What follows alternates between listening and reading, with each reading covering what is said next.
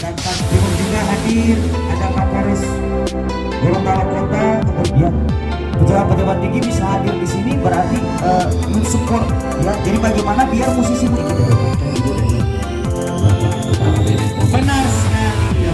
Ini kalau Pak Kepala ini saya hanya di BNNP Provinsi Gorontalo membuka kembali peluang menyelenggarakan festival dance.